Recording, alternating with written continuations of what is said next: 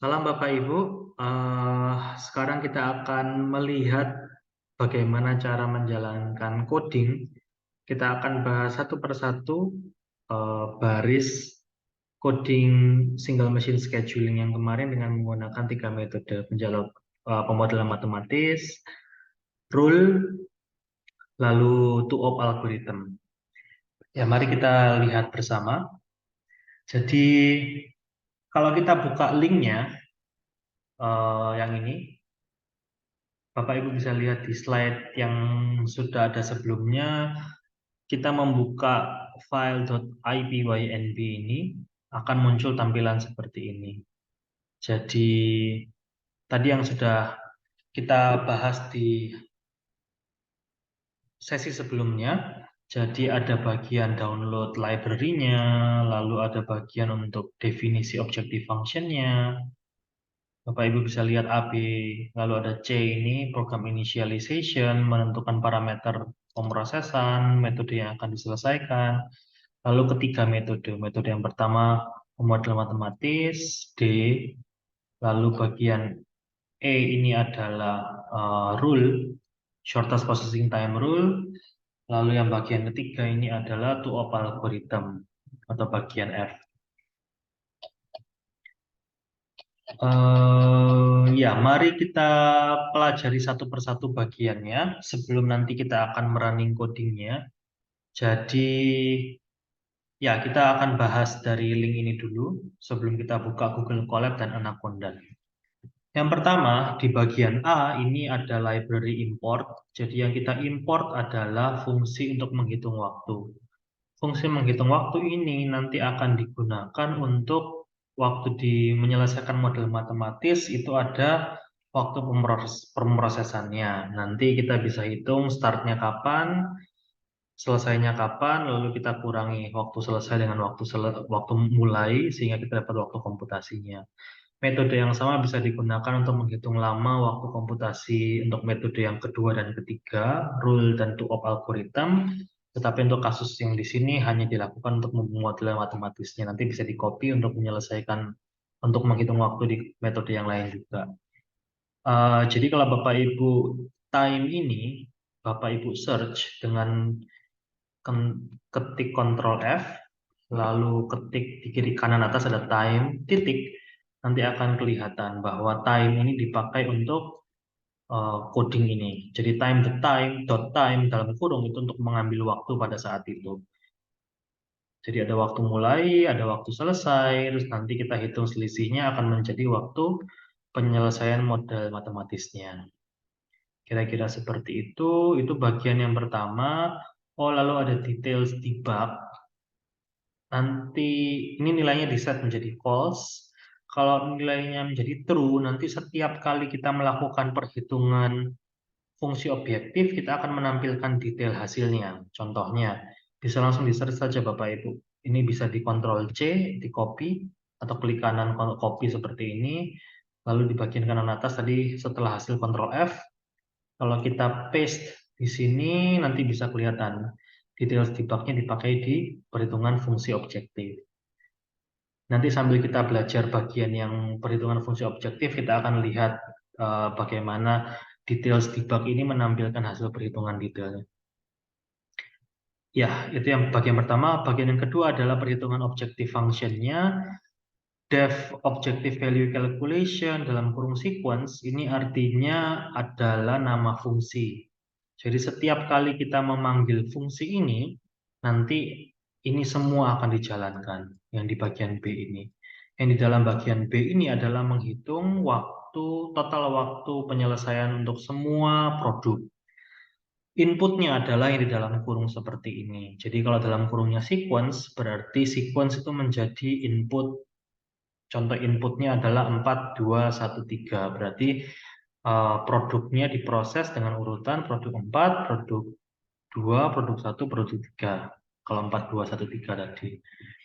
Kalau ingin lihat dipakainya di mana, Bapak Ibu bisa sekali lagi men-search, Ctrl C, di copy, Ctrl C atau copy, lalu di sini, Ctrl F, untuk mencari, di sini, di Ctrl V, atau di paste, klik kanan paste ini tadi, maka akan muncul contohnya di metode yang kedua, shortest processing time rule, nanti kita akan menghitung objective value seperti ini. Jadi kalau kita punya sequence, kalau kita punya sequence dimasukkan ke dalam sini akan keluar nilai objektifnya. Sama pula kalau kita klik di tanda panah yang di kanan atas ini, tanda panah ke bawah, kita bisa lihat bahwa objective value calculation juga dipakai untuk perhitungan di two-op algorithm. Inputnya sama, ada sequence. Jadi nama sequence di fungsi tadi kan namanya sequence yang di dalam kurung, tetapi kalau di fungsi lain itu dipanggilnya dengan nama lain pun tidak apa-apa. Jadi contoh di baris yang ini, old base sequence adalah inputnya, tetapi ketika dimasukkan ke fungsi tadi nanti akan terbaca sebagai sequence. Mari kita kembali lagi ke bagian yang di atas tadi. Jadi inputnya adalah sequence. Sequence adalah urutan pemrosesan job tadi. 4, 2, 1, 3. Berarti produk keempat, produk kedua, produk ke-1, baru produk ketiga. Itu akan dimasukkan menjadi input. Lalu sequence itu sebetulnya karena kita coding itu kan start index itu bukan dari angka 1. Start indeksnya ada dari indeks 0. Karena itu jadi harusnya kalau kita punya produk, mari kita lihat di input datanya. Ini mohon maaf agak lompat-lompat, tapi nanti kita selalu kembali ke bagian yang kita tinggalkan tadi. Kalau kita lihat di bagian sini dulu, yang bagian C, ada processing time nilainya 7, 4, 3, 10. Di Python ini atau di pemrograman secara umum, indeks pertama itu bukan indeks 1, tapi indeks 0. Sehingga kalau processing time ini kita mau ambil nilai pertamanya, yang kita lihat indeks 0, bukan indeks 1. Karena itu, eh, sequence, variabel sequence tadi kan urutannya adalah nomor produk, indeksnya produk. Jadi produk itu walaupun ada produk 1, 2, 3, 4, nanti di coding itu akan terbacanya sebagai 0, 1, 2, 3. 0, indeks 0 itu sebetulnya adalah produk yang pertama. Kira-kira seperti itu. Karena itu, waktu kita melakukan perhitungan atau penggantian urutan, kita akan pakai yang indeks 0, 1, 2, 3 itu.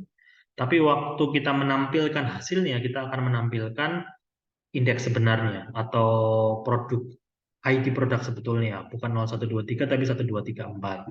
Karena itu kadang-kadang kita perlu fungsi konversi. Contohnya di perhitungan yang tadi, karena sequence ini adalah 0, 1, 2, 3, dari indeks 0, kita tambah untuk semua X di dalam sequence. Berarti semua nilai yang ada di sequence ini masing-masing ditambahkan 1. Kalau urutannya 0, 1, 2, 3 ditambahkan 1, maka printed sequence akan menjadi 1, 2, 3, 4. 0, 1, 2, 3 semuanya tambah 1 jadi 1, 2, 3, 4. Kalau misalnya urutannya terbalik, misalnya 3, 2, 1, 0, semuanya ditambahkan 1, printed sequence-nya akan menjadi 4, 3, 2, 1. Kira-kira seperti itu. Nanti yang akan kita tampilkan, jadi print ini adalah fungsi untuk menampilkan di layar hasil perhitungannya. Hasil apapun. Nah, kalau kita print, yang di print ini sequence nilainya adalah printed sequence, ya indeksnya bukan dari 0 tapi dari 1, sehingga tidak akan bingung. Kira-kira seperti itu. Nah, yang tadi saya sebutkan seperti ini. Jadi di setiap kali kita punya satu sequence atau urutan pemrosesan produk ini, nanti kita akan hitung objective function. Setiap kali menghitung objective function, kalau details debug-nya ini nilainya true, artinya kita bisa memprint semua detail perhitungan yang kita mau lihat. Jadi setiap kali kita menjalankan fungsi ini, menghitung fungsi objektif, nilai objektifnya, kita akan memprint semua detail hasil perhitungannya. Biasanya diperlukan untuk memeriksa kalau hasil codingnya salah, atau kita mau memeriksa kalau kita mau mengganti cara perhitungannya, apa yang perlu diganti, itu biasanya kita perlu nyalakan debugnya, sehingga kita bisa memudahkan edit. Tapi kalau semakin debugnya dinyalakan, berarti coding itu membutuhkan waktu untuk memprint hasilnya.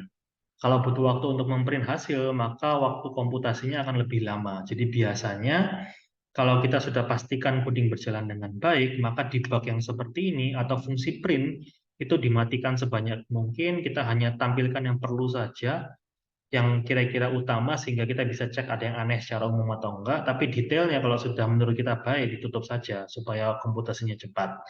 Eh, Kalau untuk iterasi yang sangat banyak, print ini bisa menghabiskan waktu cukup banyak sebetulnya. Karena itu kita perlu berhati-hati. Ya, jadi kalau details debugnya menyala, maka yang di print adalah pertama printed sequence, urutan pemrosesan produknya. Selain itu ada waktu completion-nya, jadi total waktu objektifnya, waktu penyelesaian semua produk ditambahkan akan di print juga. Oh, maaf. Yang completion time per sequence index ini adalah waktu penyelesaian untuk setiap job. Kalau kita punya 4 job, berarti job pertama, kedua, dan ketiga, dan keempat itu ada nilai penyelesaiannya masing-masing. Jumlah semua nilai ini akan menjadi total completion time. Hmm, nan- hmm. Ya, mari kita lihat contohnya setelah kita baca semua ini, Bapak Ibu ya. Jadi itu tadi kita sudah print, jadi sequence tadi kita sudah edit, tambahkan satu, kita print jadi printed sequence, tampilkan urutan pemrosesannya. Setelah itu kita membuat set. Set itu adalah kumpulan nilai yang kosong. Ini untuk menyimpan waktu penyelesaian setiap produk. Lalu nilainya kalau ada 4 produk berarti ada 4 waktu penyelesaian yang tadi di slide C1 sampai C4 misalnya, semuanya ditambahkan akan menjadi total completion time. Nilai awalnya diset menjadi 0. Ini adalah fungsi untuk menuliskan komen. Jadi komen ini tidak akan dibaca oleh coding tapi untuk membantu kita memahami coding. Mohon maaf ini masih penjelasan coding saya yang sebelumnya, jadi tolong diabaikan bagian ini, yang penjelasan ini. Lalu kita akan menghitung waktu penyelesaiannya. Cara menghitung waktu penyelesaiannya adalah, jadi kita punya sequence. Saya pikir ini lebih gampang di print saja Bapak Ibu ya. Jadi saya coba jalankan sebentar.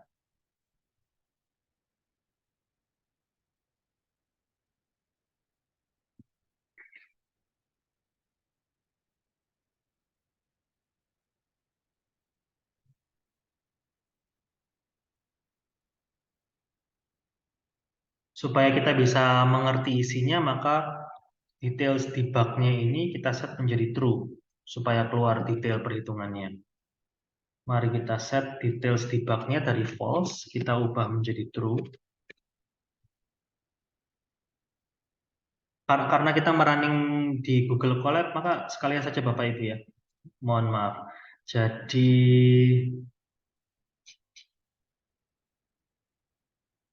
ya, kita coba buka Colab-nya supaya kita bisa run sekalian kita pahami isinya.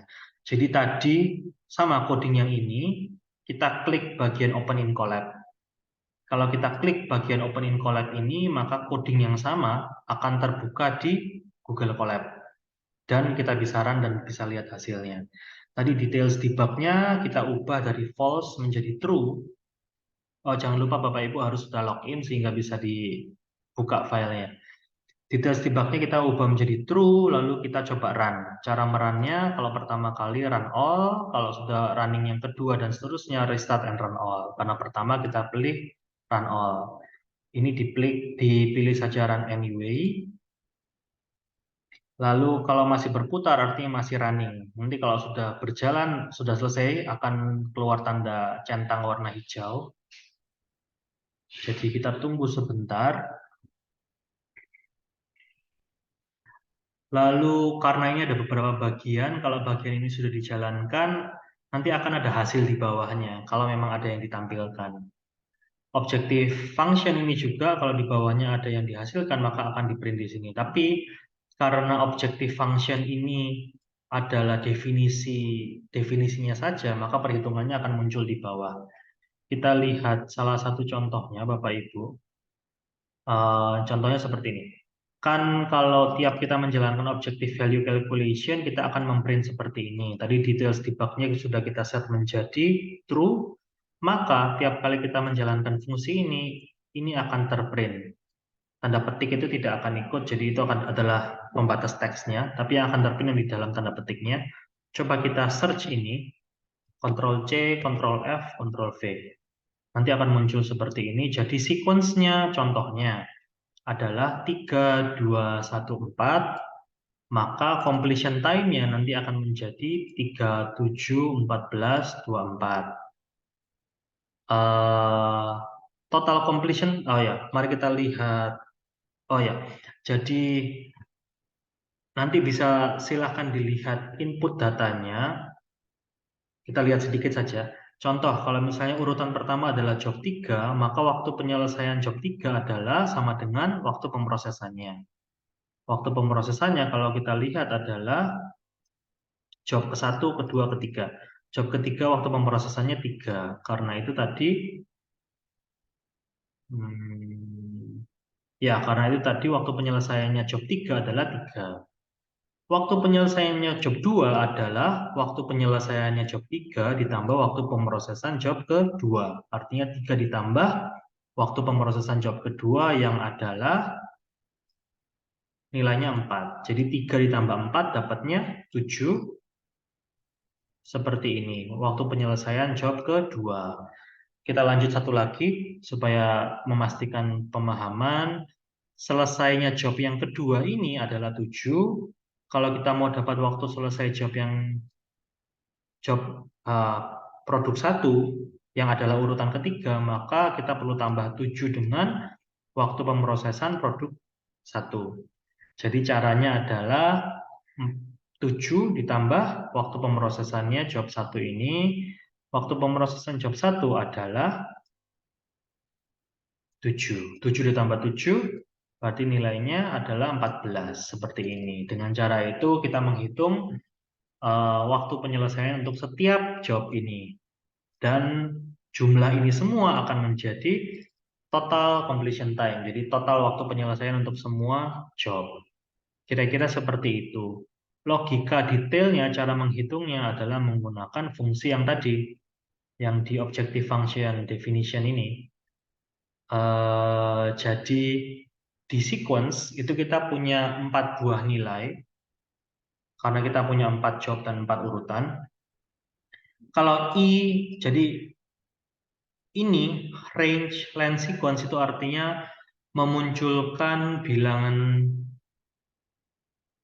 memunculkan indeks. Indeks yang muncul akan ada 0, 1, 2, 3 karena kita punya 4 produk. Jadi untuk memahami detail coding Python, saya menyarankan Bapak Ibu untuk searching. Contoh, kalau misalnya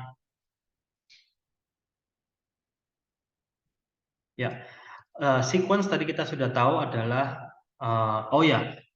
kalau kita tadi sudah run dan kita klik, kita pindahkan kursor mouse kita ke sini, nanti akan muncul. Misalnya sequence ini ada isinya 4 item, isinya 3, 1, 2, 4. 3, 1, 2, 4 ini kita cari panjangnya. Panjangnya artinya jumlah produk yang ada di dalam sini. Karena ada 3, 2, 1, 4, ada 4, isinya ada 4, berarti harusnya panjangnya, length, itu akan sama dengan 4. Cara untuk mencari artinya, kita coba Ctrl C, Ctrl buka halaman baru, Ctrl V, silakan di search saja di Google. Len dalam kurung buka kurung tutup Python, misalnya seperti ini, lalu akan muncul. Len function itu memunculkan jumlah item dalam sebuah objek. Nanti kalau Bapak Ibu klik beberapa link seperti ini akan muncul contoh cara perhitungannya untuk memahami lebih lanjut.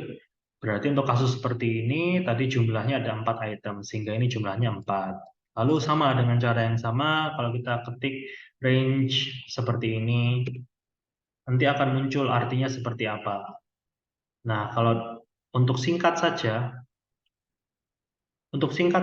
kalau range ini angkanya 4, maka akan muncul angka dari 0 sampai bilangan kurang dari 4, jadi 0, 1, 2, 3. Kalau indeks yang pertama, I-nya sama dengan 0, maka yang dilakukan adalah waktu penyelesaiannya akan sama dengan waktu pemrosesannya, karena kan belum ada produk yang dikerjakan. Karena itu, waktu penyelesaian produk pertama, ini kita tambah nilainya. Jadi awalnya 0, kosong seperti ini. Kalau kita tambah, maka nanti kita akan berikan satu nilai menambah satu persatu seperti itu. Jadi processing time untuk nilai sequence yang pertama. Tadi kan sequence ini ada 3, 2, 1, 4 seperti ini. I-nya mulai dari 0. Berarti indeks yang pertama akan memunculkan sequence 0 itu akan sama dengan produk yang ketiga.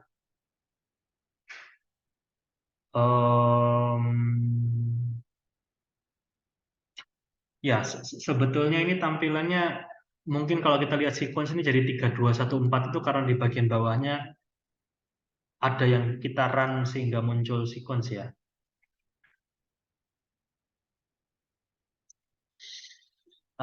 Coba saya edit sedikit Bapak Ibu ya. Kalau ini saya copy, Ctrl V di sini, ini saya ubah jadi sequence, ini saya tulis jadi sequence awal, dan coba kita run lagi, runtime, restart and run all.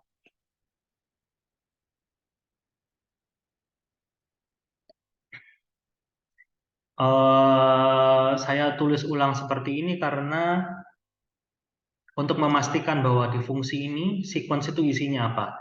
Jadi kita punya sequence yang nilainya dari 0, kita punya printed sequence yang nilainya mulai dari 1. Kita mau coba bedakan. Coba kita search sequence awal. Nah, sequence awal ini 3102 Bapak Ibu ya. Tadi kan nggak ada nolnya ya. Mungkin nggak ada nolnya tadi karena kita melihat nilai sequence yang di print di bagian bawah-bawahnya. Jadi bukan di bagian fungsi ini. Ya, coba saya lanjut dulu Bapak Ibu ya. Jadi nilainya sequence awalnya dari 3102. Kalau kita kembali ke yang atas tadi, jadi sequence ini tadi 3102, I-nya sama dengan 0, itu berarti sequence 0, berarti di dalam sequence itu kita mencari indeks yang pertama. Kalau urutannya 3, 2, 1, 4 tadi, berarti indeks yang pertama adalah 3. Job dengan indeks 3, tapi jangan lupa mulai dari yang indeksnya mulai dari 0. Kalau 3 di sini, maka processing time untuk job indeks 3 tadi adalah ini ya Bapak Ibu. Karena indeksnya mulai dari 0, berarti 0, 0, 0, 1, 2, 3. Berarti akan keluar nilai ini. Processing time yang indeks 3 itu nilainya akan sama dengan 10. Kira-kira seperti itu. Maka nilai 10 ini kita masukkan ke dalam kurung kotak seperti ini akan ditambahkan ke dalam completion time sequence index. Berarti ini akan menjadi waktu penyelesaian produk yang di urutan pertama. Kira-kira seperti itu.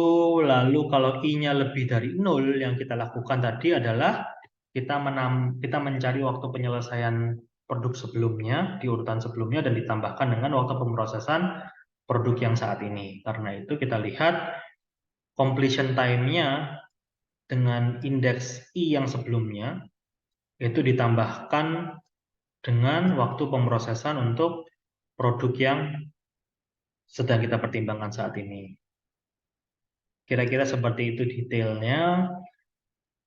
Ya, lalu setelah kita melakukan semua, di setiap iterasi seperti ini, kita akan dapat waktu penyelesaian, ini ditambahkan menjadi total completion time. Tadi nilainya awalnya 0, di iterasi pertama kita dapat waktu penyelesaian untuk job atau produk di posisi pertama. Tambahkan terus sampai akhirnya dapat di iterasi terakhir, kita akan dapat total completion time untuk semua produk. Kira-kira seperti itu. Lalu, oh ya, kalau di fungsi ini, selalu diawali dengan def, titik 2, diakhirinya kalau ada return total completion time, artinya kalau kita menjalankan fungsi ini, maka akan menghasilkan nilai ini. Tidak semua fungsi ada nilai returnnya. Kalau tidak salah tanpa return seperti ini juga bisa dijalankan, tapi nggak akan ada nilai yang dikeluarkan. Kalau kasus yang seperti ini ada nilai yang dikeluarkan, berarti coba kita lihat kalau kita search objective value function ini, Ctrl C, Ctrl F, Ctrl V, maka kita lihat salah satu contoh di sini. objektif sama dengan objective value calculation ini artinya hasil dari fungsi ini akan kita save nilainya sebagai objektif. Jadi angka di sini tadi ya. Karena tadi ada fungsi returnnya. Fungsinya untuk itu. Hmm.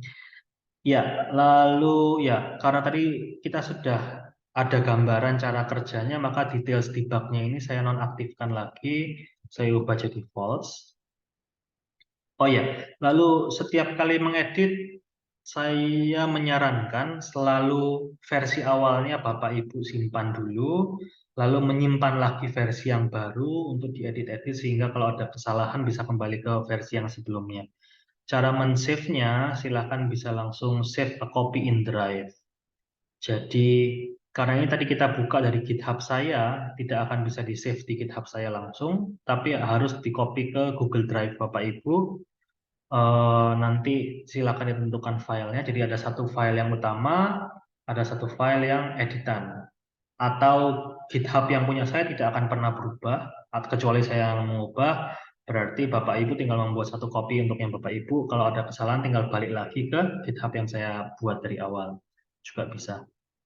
Jadi ya, kalau sudah pernah di-save, nanti tinggal diklik file save seperti ini. Nah, ini tidak bisa sekali lagi karena ini GitHub-nya yang saya. Tapi kalau Bapak Ibu sudah save a copy in Drive, nanti begitu klik save akan tersave di Google Drive Bapak Ibu. Ya, ini fungsi yang kedua, perhitungan tadi, objective function. Sekarang kita lihat program initialization. Jadi, sekali lagi, tanda pagar ini menunjukkan komen. Jadi, kalau kita ada penjelasan apa yang kita perlu, silakan tulis saja supaya bisa paham.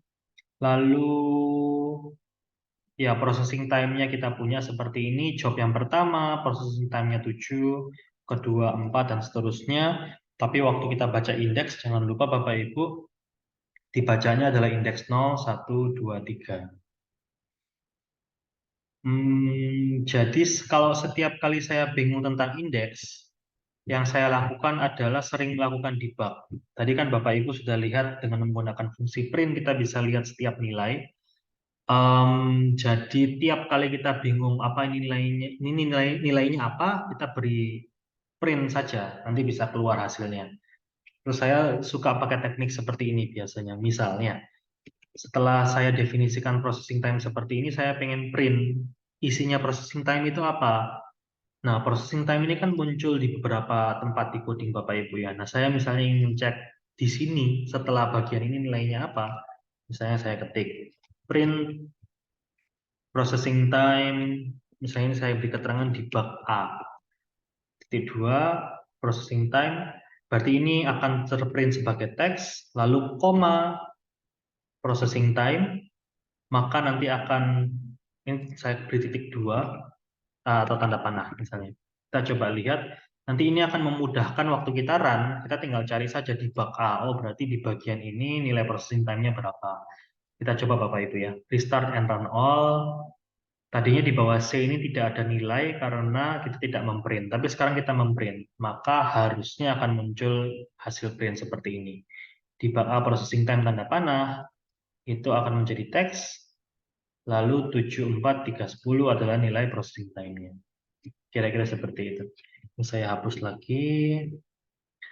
Nah, selected method ini adalah metode apa yang kita ingin gunakan untuk menyelesaikan masalah ini. Kita bisa pilih.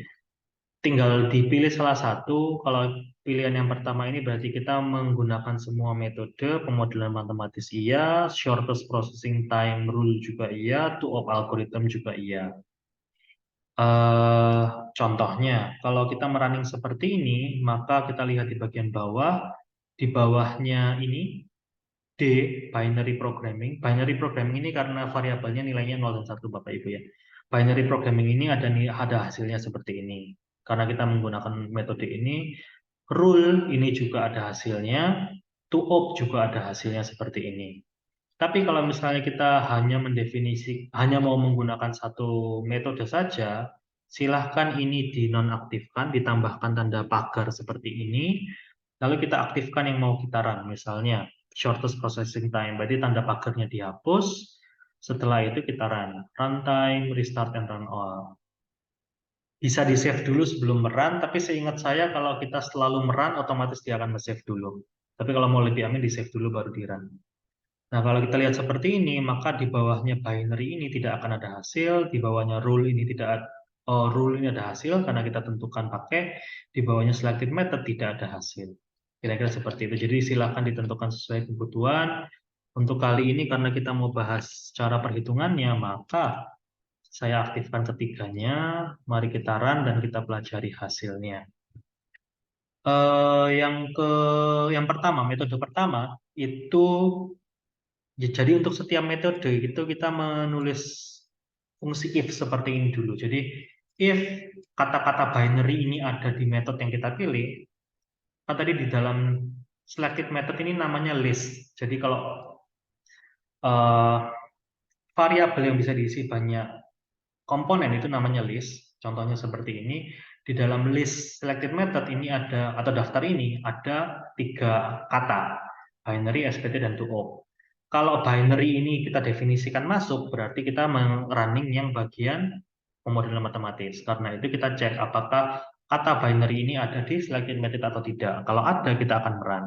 Kalau tidak, berarti akan di skip sehingga kosong tadi. Nah, ini akan coding ini selalu ada eh, di bagian awal setiap metode. Nah, silakan dilihat Bapak Ibu bahwa, oh ya saya lupa menyampaikan, setelah if, lalu setelah for, tadi ada iterasi juga, itu akan ada spasi seperti ini. Bukan spasi, tapi tab sebetulnya. Jadi semua yang di bawah agak menjorok ke dalam, ini akan dijalankan berdasarkan status if-nya. Karena ini semua menjorok ke dalam, maka semuanya ini hanya akan dijalankan ketika if ini betul. Jadi kalau betul binary itu kita mau gunakan, maka akan dijalankan. Kalau tidak, tidak akan dijalankan.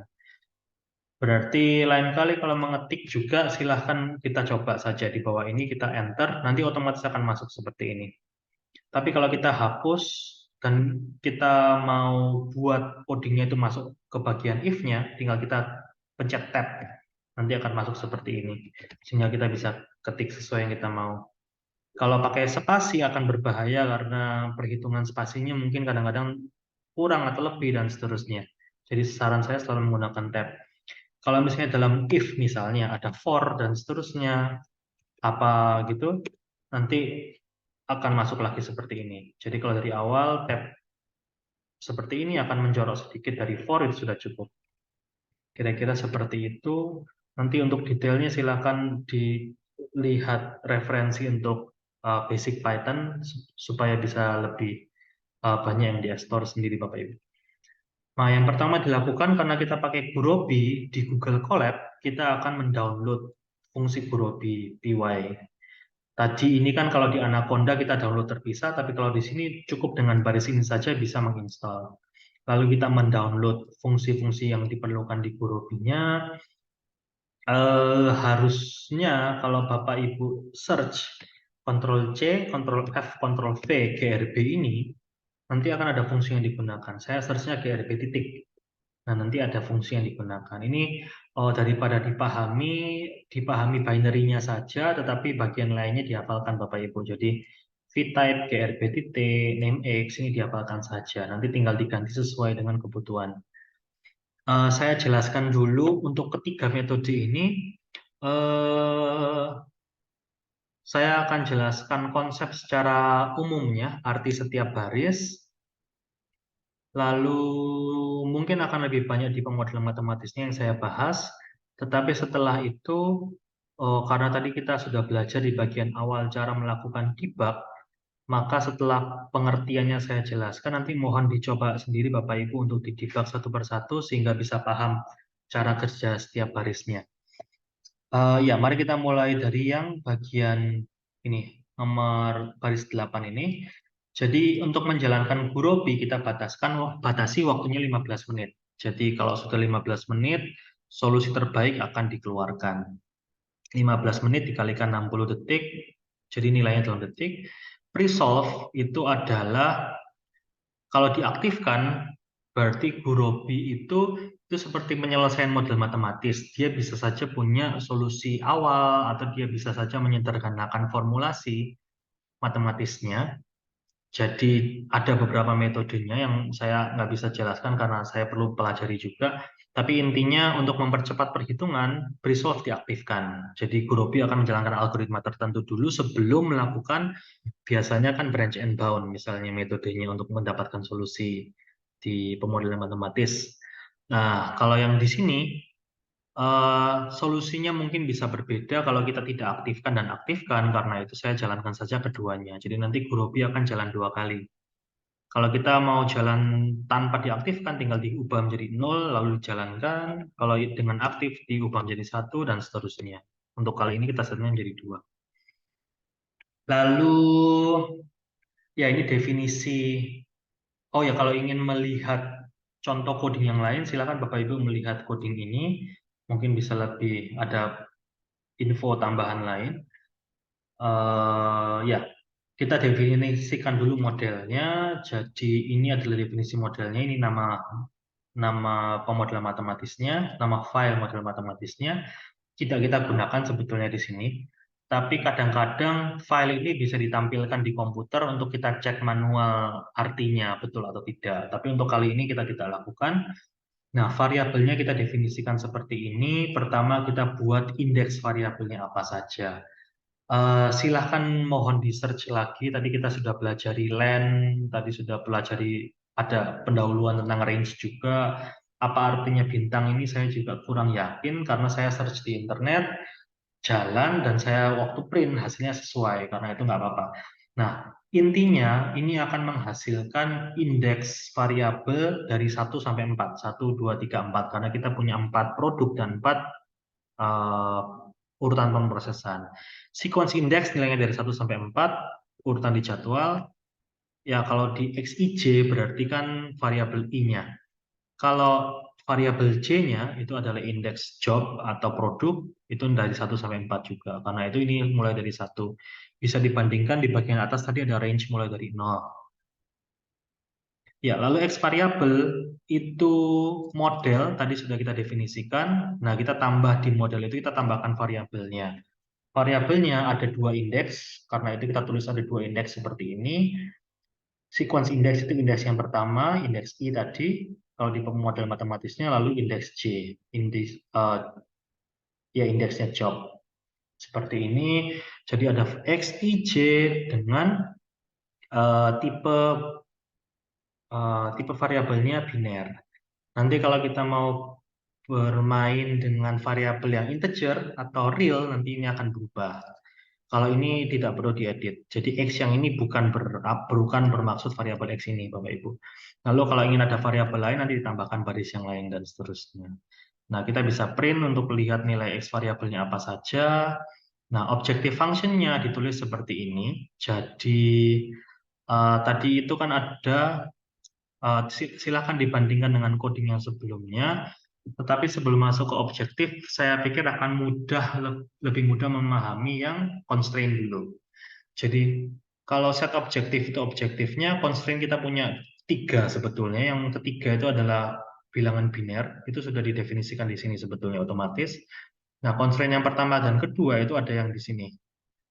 Model add constraints, kalau ada S, itu berarti untuk beberapa indeks. Tadi kan kita ada untuk setiap I, untuk setiap J, karena itu pakai S. Tapi kalau tidak ada setiap I dan setiap J, maka ini S-nya dihapus. Nanti mungkin Bapak Ibu bisa coba untuk model yang lain. Jadi kalau Bapak Ibu bandingkan dengan PPT yang tadi, maka akan ada summation dari untuk semua I, itu kita summation jumlah variabel XIJ-nya. Jadi XIJ sigma untuk setiap I itu nilainya sama dengan 1. Nah, rumus ini berlaku untuk setiap produk J. Ini kan berarti untuk setiap produk itu hanya bisa dialokasikan ke satu urutan pemrosesan. Caranya seperti itu berarti. Berarti Bapak Ibu lihat lagi sekali, quick sum ini menunjukkan merepresentasikan tanda sigma. Jangan lupa di bagian depannya ada GP titik. Ya, GP itu dari guru PPY, Bapak Ibu ya. Jadi ada fungsi yang sudah dibuat untuk merepresentasikan ini. Jadi GP dot atau guru BPY dot ini quicksum itu merepresentasikan sigma. Sigma kalau untuk setiap I berarti ini for I di dalam set apa? Karena setnya itu I adalah merepresentasikan setnya urutan pemrosesan, maka kita gunakan listnya waktu pemrosesan tadi di atas ini Bapak Ibu ya. Ada waktu pemrosesan, ada urutan pemrosesan, ada indeks produk. Nah, ini yang indeks urutan pemrosesan. Jadi sigma untuk setiap I itu kalau masuk ke dalam ini quicksum jadi quicksumnya dari sini ini kurung yang pertama sampai ke sini Bapak Ibu ya. Nah, ini merepresentasikan sigma xij untuk setiap I total semua I lalu sama dengan 1. Dan ini kalau di luarnya sigma ini berarti constraint ini berlaku untuk setiap J yang di bagian kanan tadi Bapak Ibu ya. Jadi di rumus bagian kanan pembatas ini untuk setiap J ada nanti direpresentasikan di sini di luarnya sigma.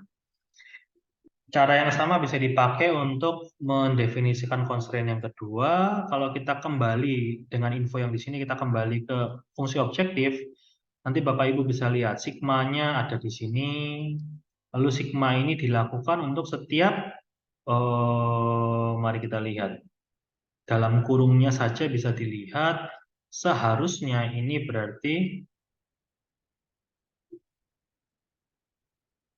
ya, ini harusnya berlaku untuk setiap I dan setiap J. Jadi sigma untuk I dan J itu ya sigmanya untuk setiap I dan J, lalu ini adalah PJ. Tapi karena di model matematis kita mulai dari indeks 1 dan jangan lupa waktu di coding kita mulai dari indeks 0 karena itu J dikurangi 1 untuk menyesuaikan indeks di Python-nya. Jadi kalau indeks variabel yang di sini, kita sudah bisa set mulai dari 1 sampai 4 otomatis, tetapi processing time-nya masih indeksnya dari 0 sampai 3. Oh, ini untuk tambahan saja Bapak Ibu. Untuk memudahkan kalau nggak mau pusing, bisa juga ada orang yang melakukan processing time-nya ini di set menjadi ada 5 nilai. Jadi ada nilai pertama misalnya 99, nanti indeksingnya mulai dari 1 sampai 4 seperti ini saja juga bisa tanpa dikurangi 1 untuk memudahkan. Tapi variabelnya bertambah, mungkin waktu komputasinya bertambah sedikit mungkin.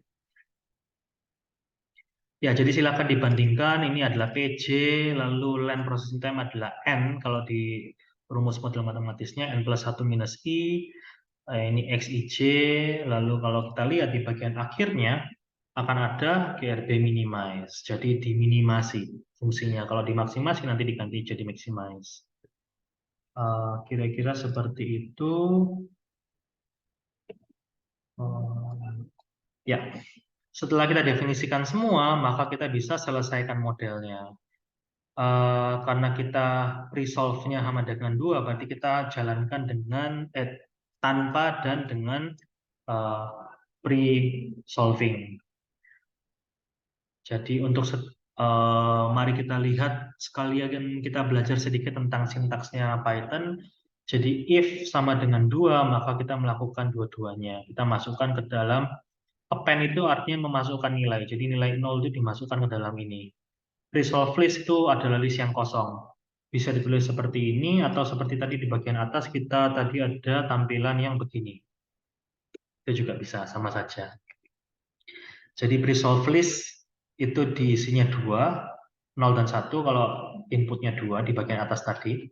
Di bagian yang Gurobi ini, Gurobi resolve ini. Atau kalau misalnya nilainya bukan 2, berarti nilainya 0 atau 1, yang dilakukan adalah di resolve list-nya kita isi Gurobi resolve. Tadi kan nilainya 0 atau 1. Kalau kita langsung isinya 0 atau 1, berarti kita hanya ada satu nilai dalam sini. Lalu untuk setiap nilai dalam sini, itu fungsinya adalah for resolve setting ini kata-katanya boleh apa saja. Misalnya diganti jadi A, ini juga boleh asal diganti jadi A juga dan seterusnya. Tapi intinya untuk setiap nilai dalam resolve list, kita akan running Gurobi-nya. Jadi kalau isinya 2, berarti kita akan running 2 kali. Resolve setting ini kalau Bapak Ibu search, ini diklik 2 kali saja, nanti akan muncul bagian yang terhighlight juga seperti ini. Berarti Ini akan menjadi input waktu kita merunning Gurobi-nya. Nah, eh, iya, jadi sebelum kita menghitung menyelesaikan modelnya dengan Gurobi, kita hitung waktu mulainya, di save sebagai start time. Lalu kita hitung waktu kita selesaikan modelnya adalah kita reset, itu menghapus semua solusi dari running yang sebelumnya. Kita set parameternya dulu. Parameternya adalah batasan waktunya. Jadi batasan waktunya di set nilainya menjadi Gurobi time limit. Gurobi time limit tadi waktunya 15 kali 60 tadi ya. Lalu parameter presolve itu kita setting menjadi presolve setting. Yang tadi apakah kita mau ada presolve atau tidak. Lalu model optimize itu artinya menyelesaikan codingnya, menjalankan. Nanti di bagian ini akan ada keluar hasil runningnya. Setelah selesai, maka waktu saat selesai akan dijadikan end time. Nanti kalau dilihat di bagian akhir dulu, waktu komputasinya akan sama dengan waktu selesai dikurangi waktu mulai dalam detik. Untuk memunculkan hasilnya itu menggunakan fungsi ini, jadi model.obj file, huruf besar kecilnya saya rasa perlu diperhatikan. Nanti akan muncul nilai akhir nilai fungsi tujuannya.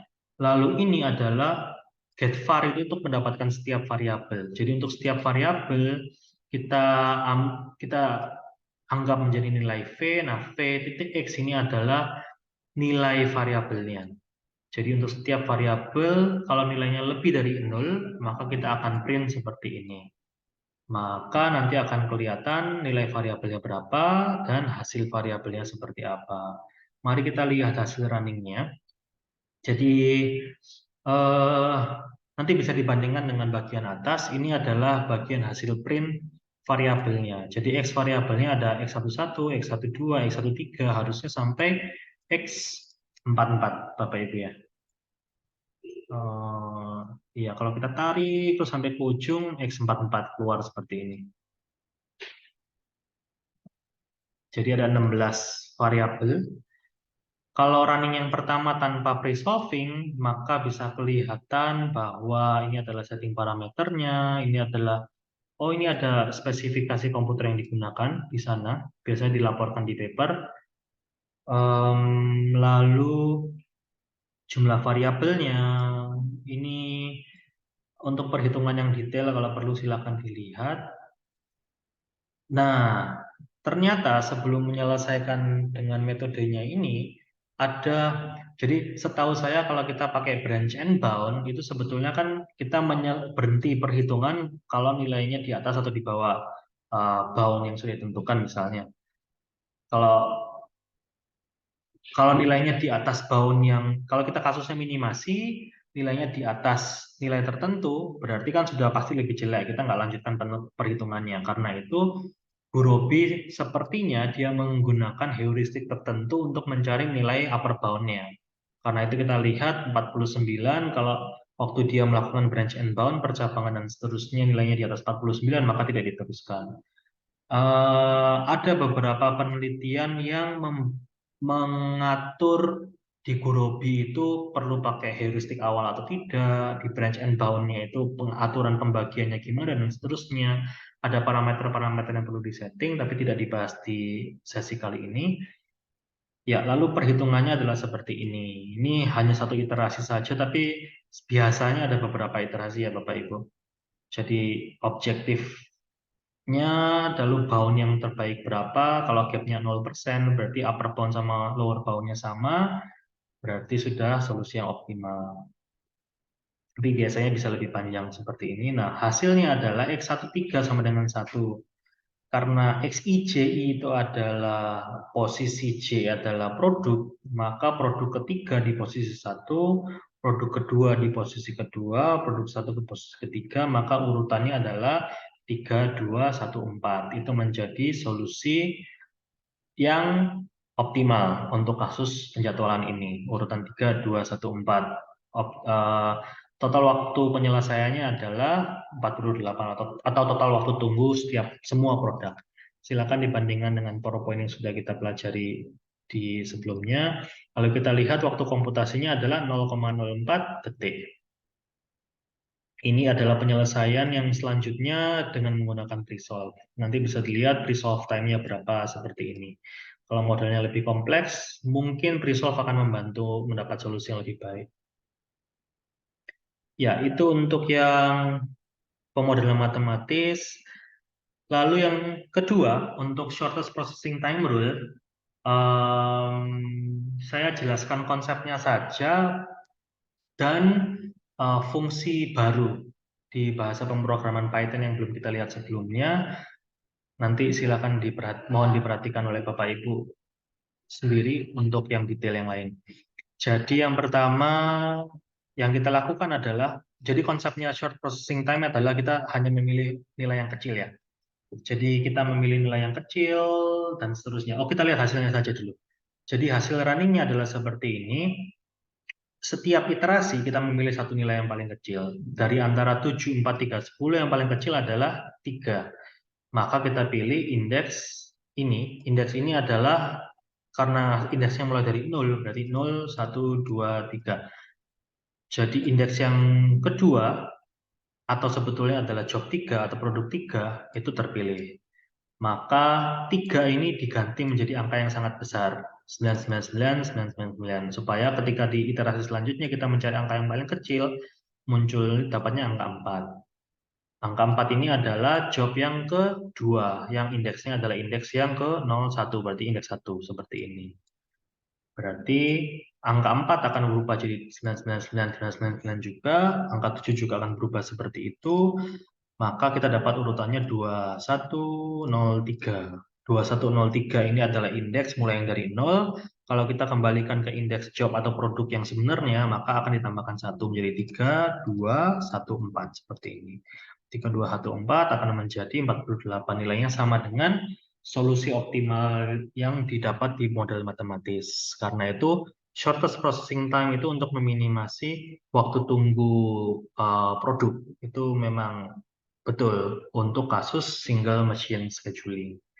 Nah, kalau kita lihat, perhitungannya adalah for i itu akan menunjukkan iterasi ini. Jadi di setiap iterasi kita memilih satu job yang paling kecil waktu prosesnya. Dan kita catat seperti ini, jumlah job yang terpilih 0 kita hitung. Oh, sudah terpilih 1, berarti nambah 1 counternya.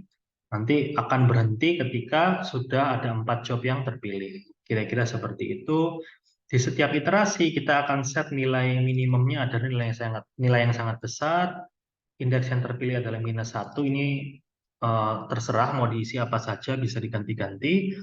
Lalu untuk setiap processing time-nya, yang nilai ini, misalnya ini, kita akan cari nilai terkecilnya. Jadi untuk setiap nilai ini kita cek kalau nilai, oh ya, processing time-nya saya copy dulu menjadi temp processing time, karena temp processing time ini nilainya akan saya ganti-ganti jadi 999. Mengapa perlu seperti itu? Karena processing time ini adalah input yang kita gunakan untuk keseluruhan coding. Kalau di di SPT ini saya sudah ubah processing time-nya ada yang jadi 999, maka waktu kita menjalankan metode selanjutnya yang to-op, nanti akan kacau karena ada processing time lagi, nilainya sudah berubah. Karena itu saya buat kopinya dulu. Tadi maaf saya belum jelaskan. Jadi cara membuat kopinya adalah processing time.copy dalam kurung seperti ini, maka nilainya ini akan persis dengan nilai yang di sini. Nah, yang saya ubah adalah time processing time. Jadi, ya tadi time processing time-nya kalau lebih kecil daripada nilai paling ini, intinya kita mencari nilai yang paling kecil. Kalau nilainya lebih kecil, maka nilai paling kecilnya diubah menjadi nilai tadi. Tadi misalnya yang paling kecil adalah 3, berarti nanti akan di akhir akan menjadi 3. Contoh saja singkat berarti ya. Ini kan 7, 4, 3, 10. Iterasinya mulai dari 7 ya. Pertama 7 itu lebih kecil dari 999, 999. Maka 7 akan menjadi nilai minimum. Indeks yang terpilih ada 0. Kita lanjut lagi 4. 4 itu lebih kecil dari 7. Maka nilai minimumnya dari 7 tadi akan menjadi 4. Indeks yang terpilih adalah 1 dan seterusnya. Berarti yang terpilih akhirnya adalah ini ya. Kira-kira seperti itu. Lalu kita akan hitung, tadi sudah ada sequence. Oh, maaf. Nah, yang sudah terpilih itu akan kita save ke dalam sequence. Jadi nanti di akhir kita akan dapat urutan, kita hitung total objective function-nya akan dapat seperti ini. Lalu kita tampilkan hasilnya. Ya, jadi hasil akhirnya adalah seperti ini, bisa dilihat. Yang terakhir adalah metode two-op algorithm. Jadi two-op algorithm konsepnya sudah kita pelajari sama-sama di PowerPoint. Ada beberapa iterasi. Ya, ini adalah urutan yang pertama. Jadi urutan yang pertama adalah solusi awalnya 4213. Karena kita di coding bermain dari indeks 0, maka yang kita lakukan adalah kita nilai di current sequence ini kita ubah menjadi yang indeksnya mulai dari 0. Untuk setiap X kita ubah -1, mirip dengan coding yang atas tadi. Tadi plus, ini adalah minus. Berarti akan menjadi 3102. Nah, itu yang akan diproses selama coding. Karena tadi jangan lupa di bagian processing time-nya kita juga mulai dari indeks 0 ngeceknya Bapak Ibu. Nah, current sequence ini kita save menjadi old. Jadi kita punya sequence yang terbaik dan kita juga punya nilai minimum yang terbaik. Sequence itu bicara tentang urutan pemrosesan. Kalau 4213 seperti ini berarti job 421 baru 3. Minimum value adalah total completion time-nya tadi ya. Nah, kita punya old, berarti kita juga punya new. Old itu merepresentasikan nilai terbaik di iterasi sebelumnya. New merepresentasikan nilai yang baru. Jadi, kalau kita punya current solution, itu akan menjadi old, baik sequence-nya, baik objective value-nya. Nah, waktu tadi di setiap iterasinya tuh di PowerPoint kita sudah lihat bahwa kita akan menukar tiap dua posisi. Contoh untuk kasus 4 produk, kita akan dapat 6 alternatif susunan yang baru. Nah, untuk 6 alternatif susunan yang baru itu, kita akan cari nilai yang terbaiknya. Nah, nilai terbaiknya itu akan menjadi new mean value sama new best sequence. Nanti kita akan bandingkan. Kan di setiap iterasi, tadi kita sudah lihat di PowerPoint-nya bahwa kalau ada yang baru, maka diganti.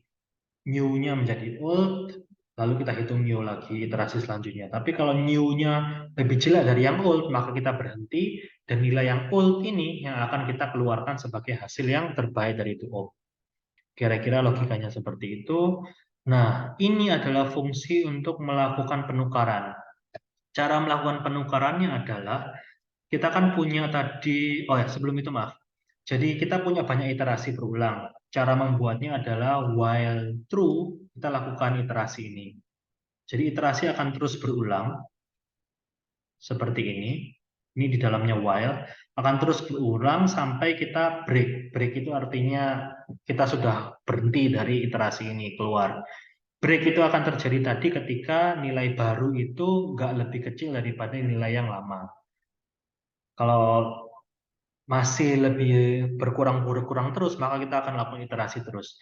Ketika kita melakukan iterasi, kita akan selalu mencatat nomor iterasinya. Iterasinya mulai dari 1, kalau kita sudah jalankan 1 iterasi akan bertambah 1 nilainya, jadi dari 1 jadi 2, 2 jadi 3, dan seterusnya, sehingga kita bisa cek iterasi di setiap iterasi hasilnya seperti apa. Kira-kira seperti itu.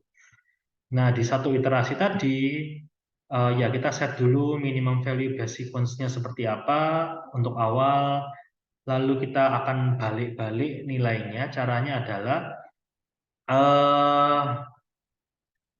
tolong Bapak Ibu bisa kembali melihat penjelasan yang sebelumnya. Jadi indeks pertama dan kedua, indeks pertama dan ketiga, indeks pertama dan keempat, itu yang akan ditukar.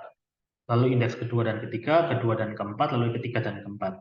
Karena itu indeks yang pertama itu direpresentasikan dengan I, indeks kedua representasikan dengan J, indeks J itu selalu lebih besar dari 1. Karena 1 dengan 2, 1 dengan 3, dan seterusnya. Kalau sudah dilakukan seperti ini, two-op sequence ini adalah urutan baru yang akan kita buat, hasil penukarannya. Sekali lagi kita copy dari yang sebelumnya, lalu kita akan tukar nilainya. Cara tukarnya kita pakai variabel sementara. Jadi yang di urutan I itu kita masukkan ke temp, I diganti dengan urutan di J diganti dengan temp. Jadi menukar dua posisi nilai, lalu kita bisa dapat susunan yang baru, kita dapat nilainya objektif, lalu kita bandingkan seperti ini dengan rumus yang sebelumnya tadi. Jadi kalau ada nilai yang baru, maka akan disimpan sebagai new mean value dan new best sequence. akhirnya kita lakukan iterasi, ya seperti ini, nanti silahkan di bagian lainnya akan sama. Mari kita lihat hasilnya. Jadi two-hop algorithm di iterasi yang pertama, kita akan punya 6 urutan yang baru. Jadi urutan yang baru, jadi tadi kan susunan awalnya adalah 4213, lalu kita tukar 4213, kalau kita tukar indeks yang pertama dan kedua berarti menjadi dari 4213 jadi 2413. 4213 kita tukar indeks pertama dan ketiga menjadi 1243 dan seterusnya. Nah, kalau kita hitung objektif yang paling kecil adalah 48, karena itu 48 lebih kecil dari yang di solusi sebelumnya, maka ada new base sequence. Waktu kita lanjutkan 3, 2, 1, 4 ini kita balik-balik mendapatkan susunan yang baru, ternyata tidak ada nilai yang lebih baik dari 48, karena itu kita berhenti melakukan perhitungan. Itu cara membaca codingnya. Jadi semoga cukup memberikan informasi, tetapi saya sangat menyarankan untuk Bapak Ibu mencoba-coba satu persatu. Jadi kalau mengubah ini hasilnya seperti apa. Kalau misalnya diubah codingnya jadi error, tinggal dikembalikan ke versi sebelumnya. Untuk bisa mengenal lebih baik tentang Python-nya, juga tentang metodenya, sehingga bisa diedit untuk keperluan riset Bapak Ibu. Saya ingin menambahkan sedikit tentang ini kan tadi yang kita lakukan dengan Google Colab. Jadi pada dasarnya kita sudah bisa menjalankan dengan Google Colab. Sekarang kalau oh ya, untuk tambahan saja kalau Bapak Ibu sudah mengedit codingnya dan mau di save, itu bisa juga dengan file, download IPYNB. Jadi file yang baru nanti akan tersave juga hasil editan Bapak Ibu. Lalu kalau kita menggunakan Jupyter Notebook, sepintas saja cara merunningnya. Jadi kalau kita sudah buka Anaconda sesuai yang di PowerPoint, lalu kita klik di sini, Jupyter Notebook Launch, maka nanti akan ada permintaan untuk buka internet browser, kita yes, lalu akan muncul tampilan seperti ini. Nah, codingnya tadi sudah kita upload sesuai dengan yang di PowerPoint. Kalau sudah keluar seperti ini, IPYNB tinggal kita klik. Kalau kita klik seperti ini, nanti akan muncul coding yang persis seperti yang kita pakai di Google Colab tadi, tinggal dijalankan. Kalau kita lihat ini ada ya A, B, dan seterusnya, lalu ada hasilnya juga, persis seperti yang tadi. Cara menjalankannya adalah kernel, lalu restart and run all. Kalau hasilnya ini mau dihapus saja, mungkin bisa restart and clear output. Harusnya ini nanti jadi kosong. Nah, waktu kita merunning, mungkin clear output itu hanya menghapus variabelnya Bapak Ibu ya. Kalau di restart and run all boleh. Jadi restart and run all nanti semua variabel akan seperti ini ya. Nah, hapus kosong lalu akan dijalankan satu-satu. Ini kalau belum dijalankan berarti masih bintang seperti ini dari atas sampai bawah. Nanti akan berurutan 1, 2, 3. Nah, berarti 4 ini sedang berjalan terus, berarti bawahnya ini belum keluar. Kita tunggu sampai bintangnya jalan karena butuh waktu komputasi juga. Ya, kalau sudah muncul seperti ini, sudah 5, sudah 6, sudah. Ya, kira-kira itu yang saya bisa sampaikan hari ini. Semoga bermanfaat untuk Bapak Ibu sekalian. Terima kasih.